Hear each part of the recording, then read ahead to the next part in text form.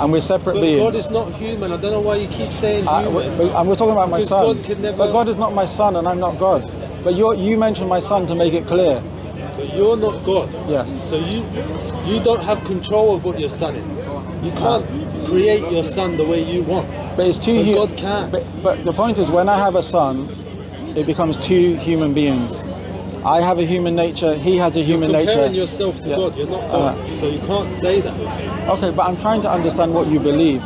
So you believe that Jesus is not God, but he's the Son of God. He is one with God. He is the Son of God, Yeah. and they are one. What does that mean? So I that, just told you what that means. but So you I have want. a son. Yeah, He looks different. He's a completely different being.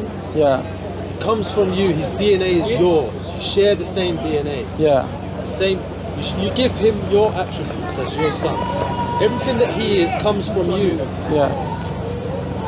What else do I need to say? So we have two human beings.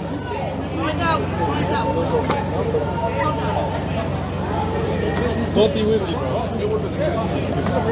Before we get started, make sure you hit the like, share, and subscribe buttons, and be sure to check back regularly so you don't miss out. This issue, you know, it was. But you don't understand. If you look No, I in, understand. if you look in, She's a child. yeah. But the Child. yeah, it's like saying If you look I'll in marry history, you. if you look in history at that time, Yeah. this was something which was quite Very considered common. normal in all societies. Yeah. Why is it relevant? Because God was. Christianity existed in those times. Yeah. And in Christianity, Yeah. do you think they was doing that? Yeah. Yes. Yeah. Yeah. No. I don't have my phone. I don't have my phone on me now.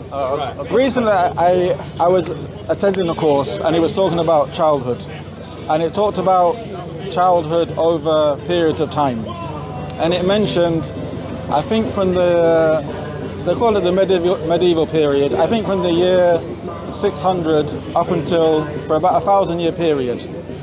They mentioned that there was actually no real concept of childhood. You had small people who would, like for example, boys, they would stay with their fathers, they would dress like their fathers. Where would you get that from? I'll come to it. How can you not know a child is a child? Let me just. So what would happen is boys, they would hang around with their fathers, they would dress like their fathers, and they would assist their fathers until they reach a certain age where they're independent. Girls, pretty much the same. Girls will go with their mothers, cooking, cleaning, what was considered the woman's role, until they reach a certain age. And they said that from the age of 7, most people were considered independent. Not independent in terms of they don't live with their family anymore, because obviously people were very community and family based. But from the age of 7, people would marry, people would become rulers, even kings. Whether it's right or wrong, I'm just saying it took place. People would be sent to prison, people would be tried, they could be hung and stuff like this. So I'm saying that the way people have looked at this issue has changed over the time. So for example, obviously as Muslims we believe in the Prophet Muhammad, peace be upon him, we believe he's the last messenger, etc. When he claimed to be a prophet, when he said he was a prophet, he was in the city of Mecca. Mecca, the majority of the people were idol worshippers. Then later on, after about 13 years, he went to Medina. Medina, it was idol worshippers, Arab idol worshippers, and there was Jewish tribes there. Then later on, he and his followers, they fought against the Byzantine Empire, the Persian Empire. The point being is, there was a lot of criticism against Islam and against the Prophet Muhammad, peace upon him. He was a liar, he was possessed, he's a madman, you know, the usual claims which are made. Why would those claims be made? I'll come to that in a minute if you don't mind. But no one criticized his marriage to Aisha. If you look in history, it began to get criticized in maybe the 19th, 18th century. How do we know that? I don't have the information now. Historian, You history. don't know that. No. You can look Somebody at, you could can have look it up. told him on the very Yeah. day he married her, this is wrong. You don't know. No, see the thing is, because we have people who we have the criticism against him, but we don't have evidence or documented evidence of this. We have works which have survived from Christians, from Jews, against Islam, against the Prophet Muhammad, peace be upon him, and none of them have criticized this.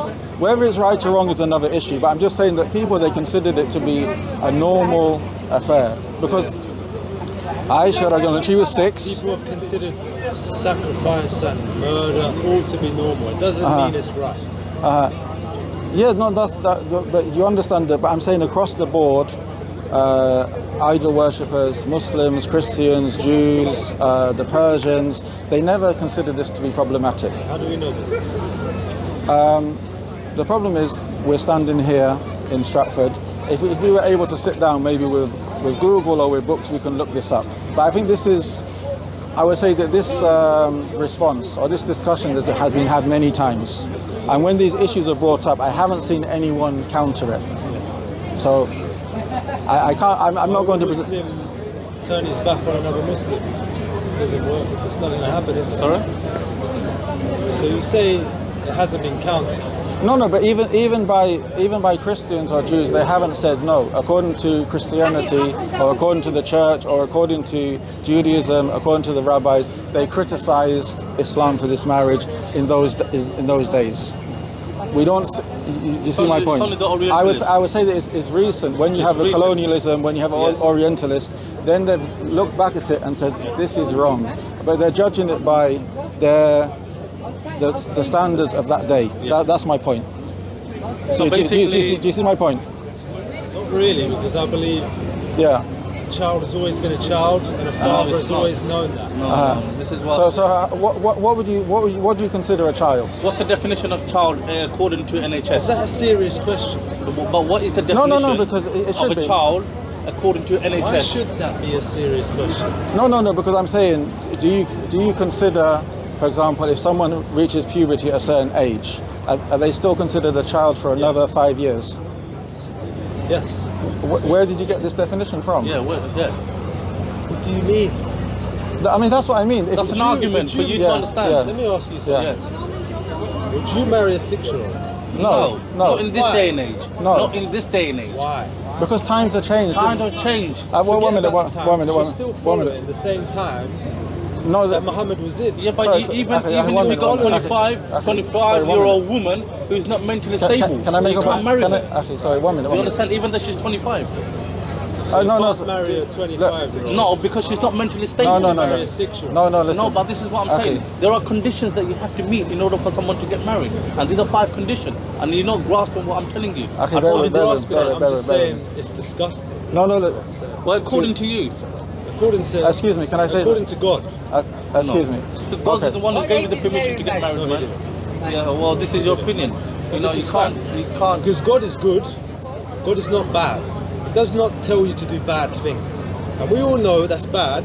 You just told me you wouldn't do it. Yes. No, listen. You just told me you Let wouldn't do it. me explain to you. In Islam, marriage took place. Business took place before the Prophet Muhammad, peace be upon him, came. Marriage took place. Wars took place. So these things were normal in society. Islam came and it gave rules, limits, boundaries on these things. So the issue of marriage, it has certain conditions. The Prophet Muhammad, peace be upon him, he married Aisha. The contract was done when she was 6, and then the marriage was consummated when she was 9. Okay. This is something which is allowed in Islam. It's not compulsory. It's not like every Muslim has to do it. Every Muslim has to give his son when she reaches this age. Because times change, situations change, laws of the land change. So we're not saying you have to do this. So you're saying Islam has changed. No, I didn't say that. So why was it alright in Islam to do it then and not now? I didn't say it's not all right now. I said, you said, would we do it? And we said no. Why? Okay, let me explain. To pray 5 times a day is compulsory. We have to pray 5 times a day. It doesn't say that in the Quran. Let me finish. In that time and this time. Okay. We have to fast in the month of Ramadan. In that time and this time. But the issue of if a person wishes to have, is it compulsory that you have to marry at 6? No, it's not compulsory. Is it compulsory you have to marry at 18? No, it's not compulsory. So when you say, would we do it now? Would we give our daughters now? No, we wouldn't, because times have changed, situations have changed, but it's never been considered compulsory, something which you have to do. It's something which is allowed, whether a person likes it or not. Do you think that should be allowed? If God says it should be allowed... How do you know God said that? Okay, let me... From our point of view, because we believe that the Prophet Muhammad, peace be upon him, is the messenger sent by God. So whatever he does would be allowed, unless there's something from the Quran or the Sunnah to forbid it. So for example, when we discuss with Christians and they bring up this issue, we ask them, can you show us from the Bible where it says the age of marriage? Because if they're saying that the Bible is the word of God, like when you say that God doesn't allow it, because we would say if you're going to... common sense not to marry a child. But you said God doesn't allow it.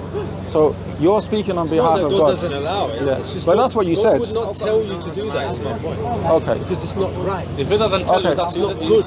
Okay. But God is the one who decides what right and wrong is. Like, the subject is here. I'm not coming away from the subject. But you believe in God? Of course. Okay. Well, not necessarily, of course, because there's people who don't believe in God. But you believe in God. And you believe God is all-knowing, all-wise, all-merciful. Okay. And do you believe that God has given mankind guidance? Of course. And that guidance, is it, like for example, from a Muslim perspective, we say guidance is by revelation, books, and by sending messengers. Or do you believe there's a different way guidance came, or? It comes through prophets, of course. It's Okay.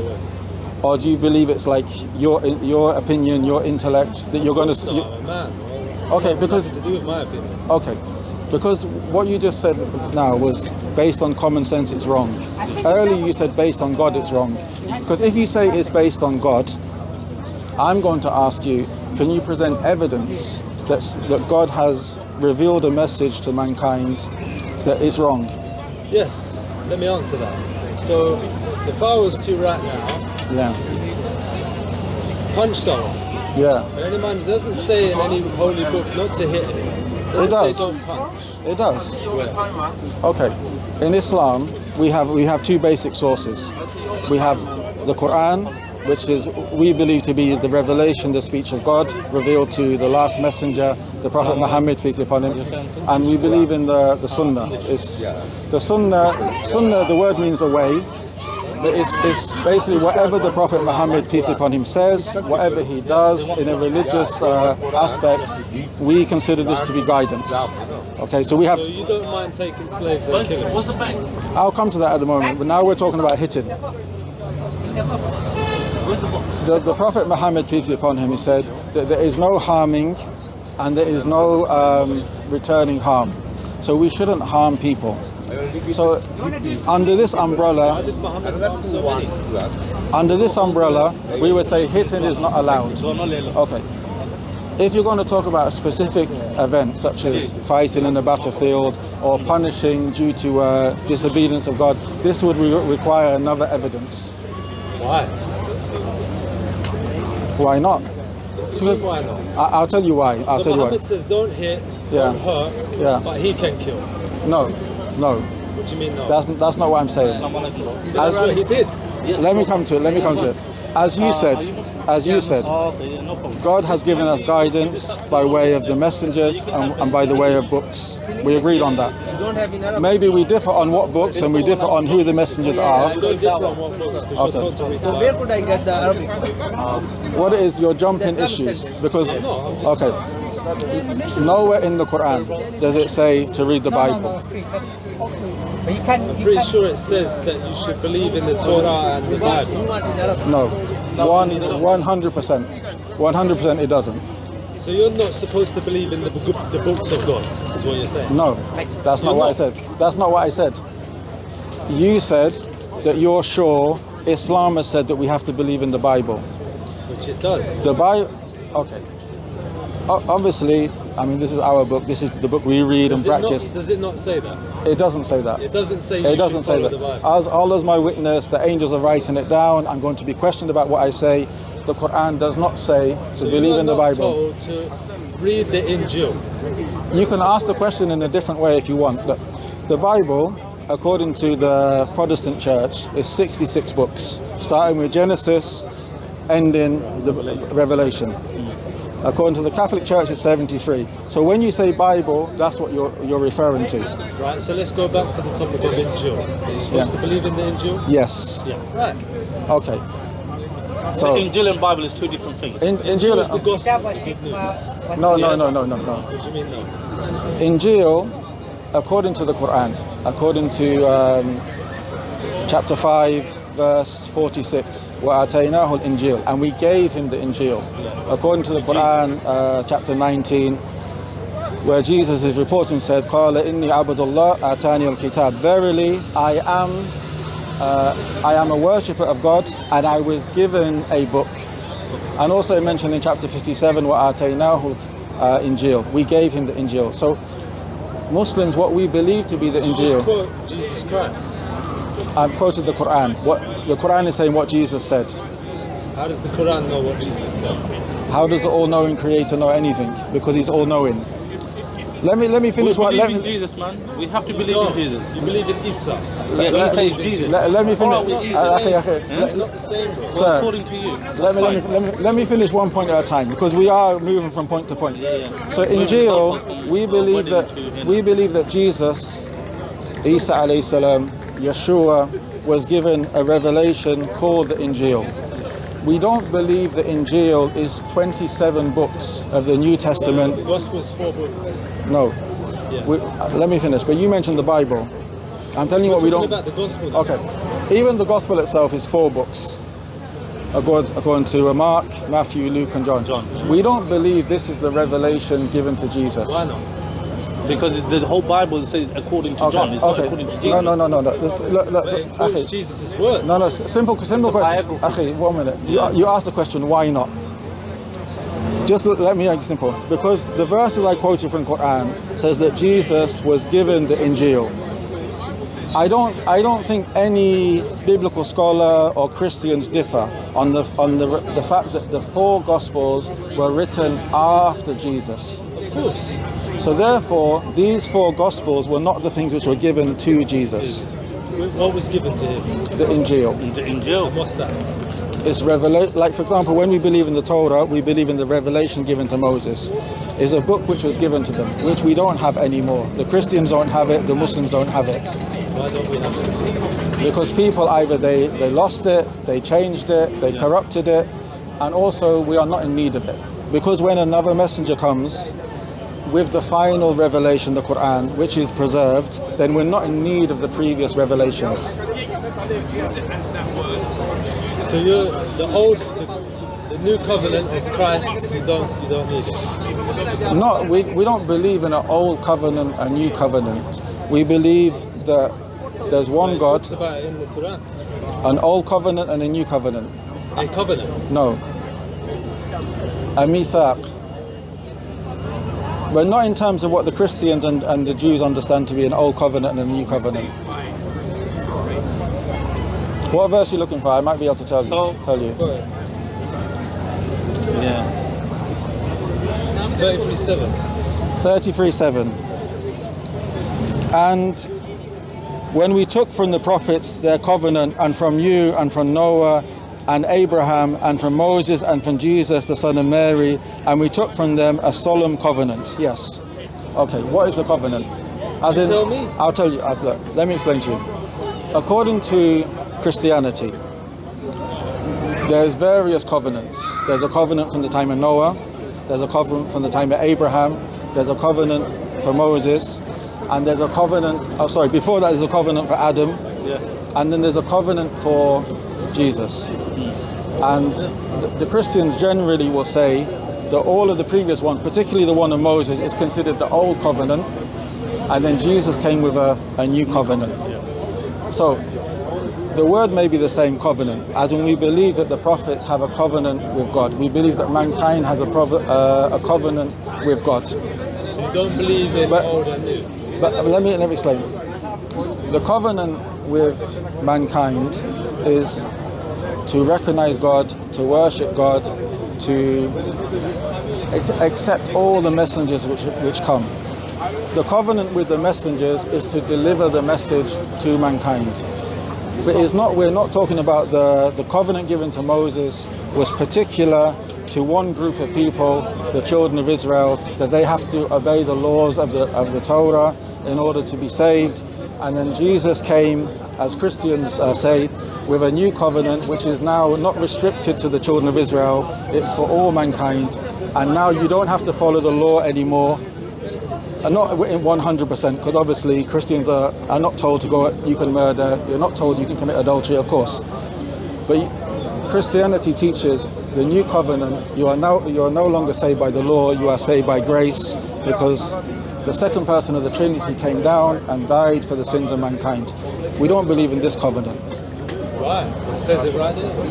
But he's just explaining the difference of the covenant. Where does this? You just said the covenant doesn't exist, though. No. This covenant which you're discussing about the second person of the Trinity dying for the sins of mankind, and now Jesus' message is for all mankind, that he is God, fully God, that he died for the sins of mankind. This covenant doesn't exist in the Quran. The Quran refutes all of this.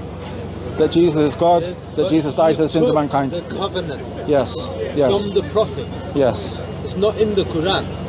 You took it from Jesus, son of Mary. No, listen to me. A covenant with the messengers is taken in the Quran, or mentioned in Quran. A covenant with mankind is taken and is mentioned in Quran, but not the covenant which the Christians are talking about. Tell me about this covenant. Okay. Bear with me. This covenant they're talking about in 33:7. Okay. Bear with me.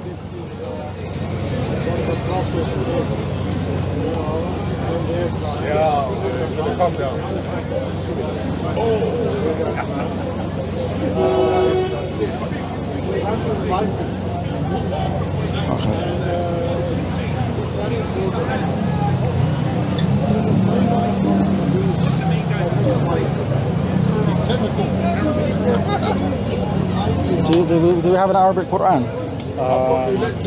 Do you have one on your phone? Do you have it? Which print? This one. We don't have the Arabic page. Okay, bear with me. What surah are you? Ali Imran.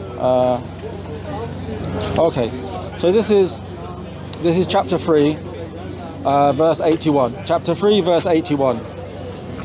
And recall, O people of the scripture, when Allah took a covenant of the prophets, saying, whatever I give you of scripture and wisdom, and then there comes to you a messenger, confirming that which is with you, you must believe in him and support him. And Allah said, have you acknowledged and taken upon my commitment? They said, we have acknowledged it. And he said, then bear witness, and I am among those who bear witness. So this is talking about the covenant of the prophets, that they will deliver the message, and any messenger which comes after, that they will accept him and support him.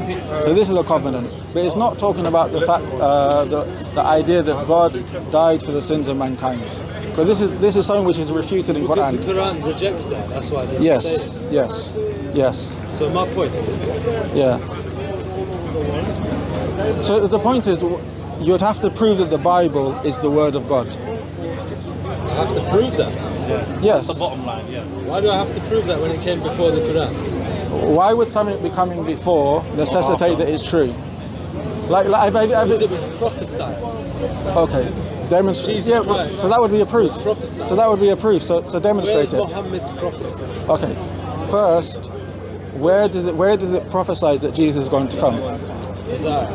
Okay, where? What do you mean where? Have you read the book of Isaiah? Yeah. And you don't think that there's anything to do with Jesus Christ? I mean, the thing is, if you're going to present evidence, if you don't have it with you at the moment, that's fine. I don't have a Bible. Okay. So Isaiah 53. This is generally what's used. It's not just 53. I know. Psalms 22, Isaiah 53, Isaiah 53, they say it's talking about the suffering servant. Okay. The Jews and the Christians, they differ on the interpretation of this chapter. Isaiah 53. Messiah, that's right. Okay, Isaiah 53. Psalms 22. The problem is, if it, you would have to show that where, for example, Paul, I think it's Corinthians, 1 Corinthians, he mentions 1 Corinthians chapter 15, it mentions that it is written that Jesus will die and will be buried for 3 days and three nights and will be returned. This, what Paul says, that it is written, it can't be found anywhere in the Old Testament. Matthew talks about Jesus will be a Nazarene. I mean, obviously, we're in Stratford on a Saturday afternoon, but you can look these things up. This prophecy cannot be found anywhere in the Old Testament. There's many prophecies in the New Testament which people will say is talking about Jesus. Like there's one I can give you very off the top of the head. Matthew chapter 2, verse 15. Matthew, or the unknown author of Matthew, who they say is Matthew, it says that when Jesus was born, Herod, who was the ruler at the time of the area, he was told that a child would be born amongst the children of Israel in Bethlehem who would be your demise, who would bring you down. So Herod issued an order that all the children in Bethlehem should be killed. This is something which historians say we have no evidence for. We have evidence. There is evidence. We have evidence of Herod. We have evidence of the crimes of Herod, but not these. 3,000 children's bones. Okay. Okay, I will look that up. Archaeologically. I will look that up. Okay. So the story in Matthew mentions, and it's not mentioned in any other gospel. The story in Matthew mentions that Mary and Joseph, they took the baby Jesus to Egypt. Okay. When they heard of the death of Herod, they returned from Egypt. Yeah. So Matthew says, out of Egypt I have called my son, in order to fulfill what was prophesied. Okay. So this is considered by Christians a prophecy from the Old Testament of Jesus. Okay. When you go back to the Old Testament, the book of Hosea, chapter 11, verse 1, the author of Hosea is saying that the children of Israel, my son, I took them out of Egypt. It's talking about the children of Israel when they were in slavery under Pharaoh, that Moses took them out. So the children of Israel, my son, I took them out of Egypt. And then it continues by saying, and then you began to worship other gods and follow different customs. So Matthew is using a quote from the Old Testament, which is referring to the children of Israel under Pharaoh when Moses was the prophet messenger sent to them. And he's using it for Jesus. So you can see here is a misuse of text. Why would that be about Moses? Okay. It says the children, okay, is it about Jesus? Yes. The children of Israel, my son. Right. I took you out of Egypt, and then after taking you out, you began to worship false gods. Is that talking about Jesus? Was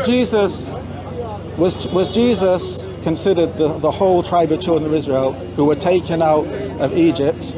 We are the children of Israel. And then began to worship false gods. Is that talking about Jesus? That's my point. But that's what Matthew used. When did Moses worship false gods? No, the children of Israel. It mentioned the children of Israel, my son. That's us. That's the people. So therefore, even if it's you, this verse is not talking about Jesus. How can you be so sure? Okay, let's say it again. Matthew, or the author of Matthew, has used it for Jesus coming out of Egypt. Yes. And he says that out of Egypt I will call my son, Yes. referring to Jesus. Yes. Matthew says in words to the effect, it's Matthew 2:15, in order to fulfill what has been written, meaning the Old Testament. When you go back to the Old Testament, the only reference is Hosea chapter 11 verse 1, where it says, the children of Israel, my son. I have taken them out of Egypt. And once I took them out of Egypt, you began to worship false gods. So therefore, this is not talking about Jesus. How is that not talking about Jesus Christ? Okay. Is Jesus considered all of the children of Israel? Okay. And when Jesus was taken out of Egypt, did he begin to worship false gods? No, but the people did. Uh-huh. The people did. Yeah. Yeah. So therefore, if it's talking about the people, the children of Israel, that they began to worship false gods. That's what Hosea is talking about. He's not talking about someone called Jesus who will come in hundreds of years later. I think you're contradicting yourself, to be honest. Okay, how? Because you're saying that it's not about Jesus. Yeah. When it's saying, I brought my son out of Egypt. You know, it says, the children of Israel, my son. So God is, according to Hosea, is telling you who is being referred to as the children of Israel. You know, the son in the Old Testament and the New Testament is used for other people other than Jesus. Like Adam is the son of God. Solomon is the son of God. Blessed are the peacemakers, so they should be the son of God. So the children of Israel themselves, collectively, they are called the son of God in the Old Testament. So here it says, the children of Israel, my son, I took you out of Egypt, past tense, and then you began to worship false idols. This is paraphrased, but you can go back to Hosea 1 down to about 5. This is not talking about Jesus. Right, well, I mean, most Christians. there's not enough evidence for you to suggest that. Most Christians, what they will say, and you can check. You don't have to. Obviously, you don't have to take anything I say. But most Christians will say, yes, Hosea is talking about the children of Israel, but it's a shadow of Jesus, or they'll say it's a double prophecy. Right. Well, let's move on to the next part. Yeah. Tell me about this prophecy of Isaiah when he says he will be pierced for our transgressions and he will be crushed for our iniquities. And then it continues to say, firstly, the Jews, they say that the pierced is the wrong translation. That's Why what. would that be the wrong translation? I don't. The Jews would obviously let me just. because they killed their Messiah. Okay, let me just say something. What you'll find is that the unknown authors of the New Testament. Yes. No problem. The unknown authors of the New Testament, the unknown authors of the Gospels, they took things. They were reading the Old Testament when they were writing. So they're writing things in order to fulfill prophecies. So they're writing that this happened, like this, like this, like this. So you're saying Isaiah was not a prophet? No, I'm not saying that. So he's a liar? No, let me finish. If you continue reading Isaiah 53, it continues to say that this person, he will live a long life and he will see his generations after him. Is he not living a long life? Who, Jesus? And is he seeing his generations after him? Seed, his children. Has he not seen all of the generations since that happened? See, the thing is, the Old Testament, when it uses the word seed, it's talking about your offspring. You have children, you have grandchildren, you have great-great-grandchildren. Did this happen to Jesus? Did he have children, according to you? Oh, physically. But that doesn't mean that's his generation. The generations are us all. That's the generation. Not his generation. See, why is it not his generation? See, we are his people. Okay. So why is that not his generation? Okay. This is the problem. When you take words which have a literal meaning, and then you give them a metaphoric meaning. So, for example, even when Christians they talk about son, what do you mean by son? When we talk about other people being the son of God, they will say, no, this is metaphoric. This is about status. But Jesus is the literal son of God. So they jump between literal and literal. Yes. Is God physical and literal, or is God spirit? Okay. According to Islam, we believe in God by what He has informed us by revelation in the Quran and in the Sunnah. So God will be seen on the Day of Judgment. God has features which we'll see. You know who's judging us, because you believe He's coming back. No. Why is He coming back? See, the thing is, you're jumping from question to question to question. No, we're going through it. But we haven't finished. We haven't finished one point. According to, do you believe that God is physical or spirit? It's spirit. He's spirit. Okay. Do you believe that God walked in the garden? Of course. Okay. And that walking, was it spiritual or physical? Physical. So was it God or it wasn't God? You're saying Yeah. you're limiting God by saying that. You're saying that God cannot come down and walk if he wants to. He can do anything. Okay. Why are you limiting his power? I haven't done anything. You just said that God is spirit, Yeah. and then I'm going to quote you from the Old Testament where God was physical. And I'm not He limiting can it. be what he wants. Okay. His essence is spirit. But if he wants to humble himself, as he did yeah. with Jesus Christ, No. he can come down into flesh. Before Jesus. Yeah, I know what you're saying. But So he in can do that if he chooses. okay, in the Ancient of Days, in the Gospel according to Daniel. Oh, sorry, not the Gospel. Sorry, the Book of Daniel.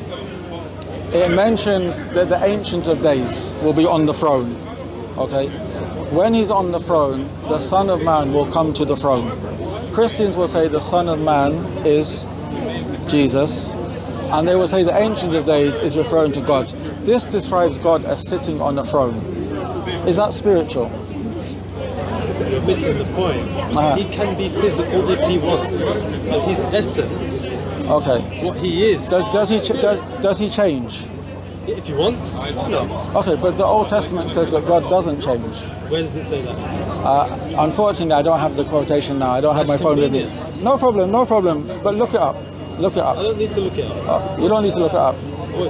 Are you saying I need to look up if God can do what he wants? If he can become physical or remain spirit, if he wants. Can he do anything he wants? Anything. Can he stop existing? Why would that be? He doesn't. It's not bound by our laws. Existence doesn't exist in heaven, in the spirit. There's no beginning, there's no end. There's no time. There's no. You cannot. Does God exist? Of course. Okay. Have you limited him by saying he exists? No. Okay. Can he stop existing? He will stop existing. God will stop existing. Yes. So he's not the first and the last. Of course. So how will he stop existing? Let me finish. On Judgment Day, all of those who reject him, he will cease to exist to them. No. This world will be barren of God. He won't be here. He will cease to exist. But will he sit? No. You're complicating In it. the physical world, not entirely. In the physical, in this earth, Okay. he won't be here. That's my point. You said that we can't limit God. And I asked you, can he cease existing? And you said yes. But then you clarified, you don't actually mean that he ceased to exist. You mean to this world, to this realm. Yeah. So he's still existing. Of course. So have you limited God? How have I limited God? By saying that he's unable to cease existing. I didn't say that. I didn't say he's unable to do So answer my question then, can he stop existing? For us we say no, he cannot stop existing because he is eternal. He's eternal. See those kind of questions. Yeah. We are not able to comprehend the answers. We don't know those answers. Okay. We don't know where God came from, where he's going. It's not for us to know. Okay. It's not for us to know those heavenly answers. Okay. But from the Quran, from Revelation, we know that God is the first without a beginning, the last without an end, and he always exists with all his names and all his attributes. He doesn't become less, he doesn't increase, he doesn't change, he doesn't stop existing because he is God. That's why he alone deserves to be worshipped. So the thing is, when you said that God is able, when you said God is a spirit, but he's able to walk on the earth, and then you replied to me that if I don't accept this, then I'm limiting God. I'm showing you that you limit God also by saying that he has to exist eternally. You're putting words in my mouth. I didn't say that. I Okay. didn't say that. You said that. So let me explain to you what we mean. God is almighty, Yes. so he can never be weak.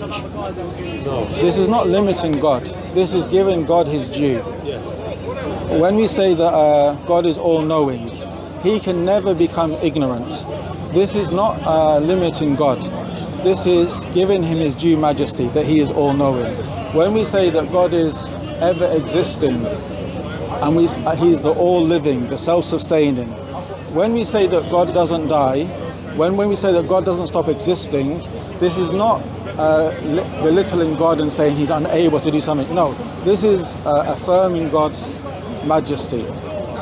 So when you say that God can do anything and he become a man, we're saying no, this is belittling of God. When you say Why is that belittling God? okay, because God is not a man. Man is He's not a man. Man is a created being, but you're Yes. saying he's able to become a man. Why wouldn't he be able to do that? If he's all powerful and almighty, why can't he do that? Okay. The question: why can God not become a man if he's almighty and all powerful? Is a man almighty and all powerful? No. That's the answer. But God is.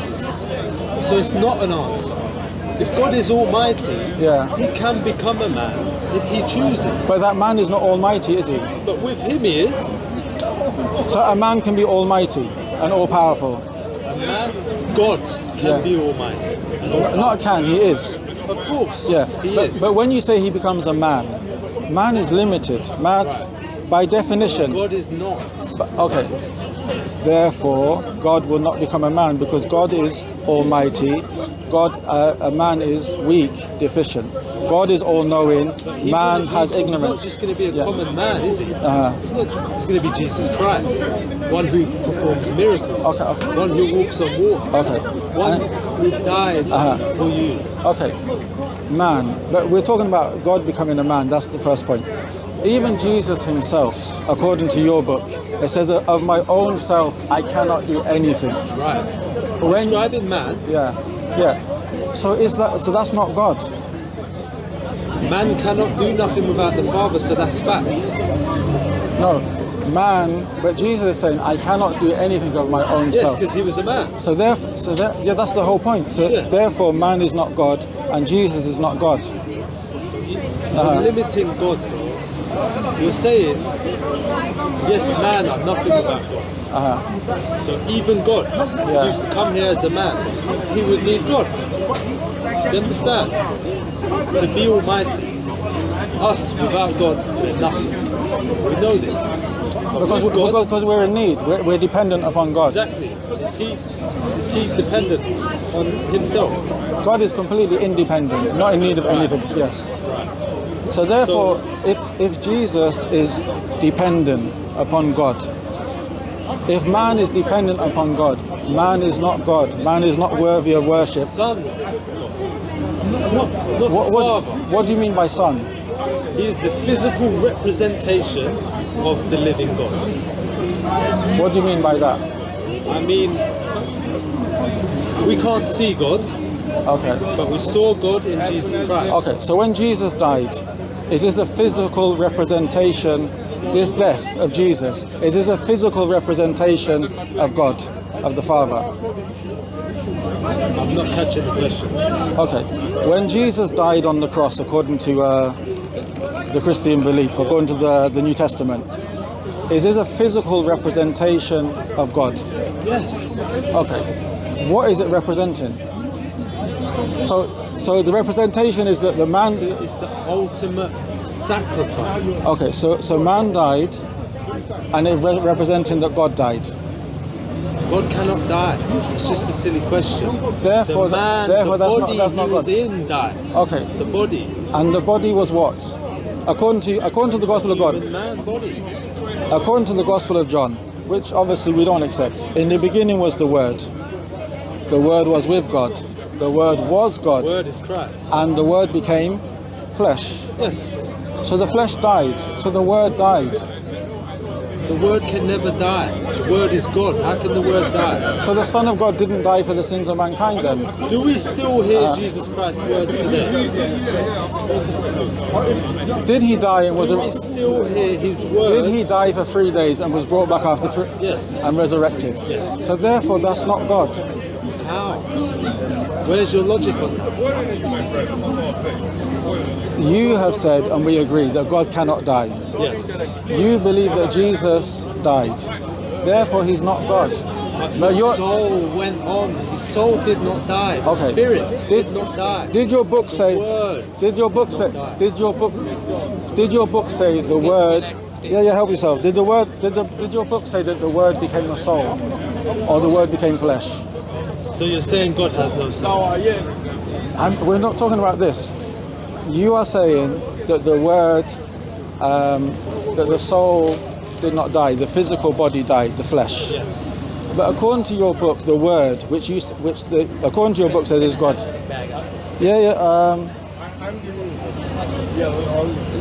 So, if you are saying that the word became flesh, and the flesh died, that is the word that died, which is God, according to you. That's Jesus Christ. And Jesus Christ is not God? It's the Son. He's not God. He's the Son of God. It's the Son of God. It's the Son. What do you distinguish between the Father and the Son? So Jesus, you don't believe is fully God. When you have a son, Yeah. has your face, has Yeah. your personality, has your DNA, your essence. Yeah. I'm a human, and my Yes. son is a. Human. Okay. But God is not human. So the Father is God. The Father is God. What is his Son? His spirit. Everything that Jesus was came from God. No. Can you believe this yourself? But you believe that God and Jesus are separate. They are one spirit. They are all the essence of God. They are separate entities. Jesus Christ was the physical man that came to earth. Yeah. The Father is the Heavenly Father. So is Jesus? His spirit is is Jesus? the one that binds them both together. So is Jesus God? Jesus is the Son of God. I've said this so many times. Okay. But I'm not asking you, is Jesus the Son of God? I'm asking you, is Jesus God? And It's I'm saying he's the yes. Son of God. Okay, so he's not God. He's the Son of God. Like, for example, my name is Yusuf. Someone says, my son, is this the son of Yusuf? If someone says, because for example, we look the same, etc. Obviously, I'm an older version. Someone says, is this I'm Yusuf. Someone says, is this Yusuf? And say, no, this is the son of Yusuf. Yes, So therefore, my son is not me. I know that. Okay, I'm human. My son is human. So therefore, when you're saying that the Father is God and Jesus is the Son of God, you're saying that Jesus is not God. That's not what I'm saying at all. You're literally putting words in my mouth. I'm trying to understand what you're saying. Because look, I'm asking in a very simple way. Is I don't Jesus? think you are. I think you're trying to. Is Jesus you're really God? trying to stir it up and trying to Is Jesus twist God? my words. Is Jesus God? Jesus is the Son of the living God, the representation, the image of the living God. So he's not God. Did I say he was God? Once. Did I say that? So he's not God. You can just. Okay, he's not the God. Son. Okay. So we're on the same page then. Jesus is not God. Because you don't believe he's the Son of God. Okay. You believe he was a but, man. But you believe he's not God. No. I Okay. believe he's one with God. What do you mean by being one with God? He and God, although separate, are one in spirit. Explain further, if you don't mind. So you have a son. Yes. You're different. Yes. Your DNA is the same. Yeah, but Is it not? But I'm human and he's human, and we're separate But beings. God is not human. I don't know why you keep saying human. And we're talking about my Because son. God could never- But God is not my son, and I'm not God. But you mentioned my son to make it clear. But you're not God. Yes. So you don't have control of what your son is. You can't create your son the way you want. But it's too But human. God can. But the point is, when I have a son, it becomes two human beings. I have a human nature, he has a human You're comparing nature. yourself to Yeah. God. You're not God, so you can't say that. Okay, but I'm trying to understand what you believe. So you believe that Jesus is not God, but he's the Son of God. He is one with God. He is the Son of God, Yeah. and they are one. What does that mean? So does I that? just told you what that means. But So you I have a want. son. Yeah, He looks different. He's a completely different being. yeah, Comes from you. His DNA is yours. You share the same DNA. yeah. The same.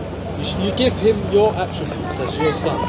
Everything that he is comes from you. Yeah. What else do I need to say? So we have two human beings.